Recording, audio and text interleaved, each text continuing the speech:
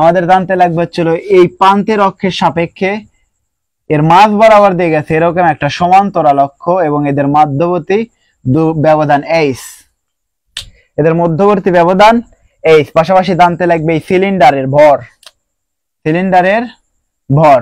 আর কি জানতে লাগবে, এই যে লম্ব অক্ষ সমান্তরাল অক্ষ উপপাদ্য, সমান্তরাল অক্ষ উপপাদ্য আমাদেরকে কি বলছেন যে এই অক্ষের জড়তার ভ্রামক আই ইকুয়াল টু মাঝের অক্ষের জড়তার ভ্রামক I G plus M H square.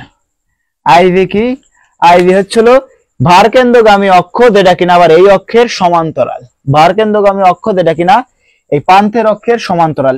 এই মাঝখান দিয়ে বরাবর কিন্তু অক্ষ গেলেও পারতে, এই দিক বরাবর অক্ষ গেলেও চলতো, সেটা কিন্তু না। কোন অক্ষ, যেটা এই ভারকেন্দ্র দিয়ে গেছে পাশাপাশি এই যে অক্ষের সমান্তরাল, সেইটাই হচ্ছিল সমান্তরাল অক্ষ উপপাদ্য। তো এই জায়গায় মাঝখান দিয়ে গেছে কত, আইজি, এবং এর বস্তুর ভর সিলিন্ডারের ভর হচ্ছিল এম, এবং এই সিলিন্ডার এই ভারকেন্দ্র মাঝের অক্ষ এবং এই যে ঘূর্ণন অক্ষ আমরা যেটা দ্বারা ঘুরাবো এই ঘূর্ণন অক্ষর মাঝের ব্যবধান হচ্ছিল কত, এই। যদি এরকম ফরম্যাট গঠন করে তাহলে এই লম্ব অক্ষ উপপাদ্য সমান্তরাল অক্ষ উপপাদ্য আমাদের বলে যে আই ইকুয়াল টু হচ্ছিল I B plus M H square. M কি, এম হচ্ছিল বস্তুর ভর। এই সমীকরণে কোনটারে কি বলে, এম হচ্ছিল বস্তুর ভর বা সিলিন্ডারের ভর, সোজা কথা ভর। পাশাপাশি এইচ কি, এইচ হচ্ছিল এদের সমান্তরাল অক্ষ দুইটার মধ্যবর্তী ব্যবধান।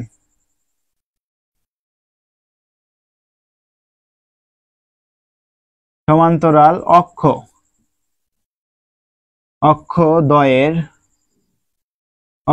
মধ্যবর্তী ব্যবধান।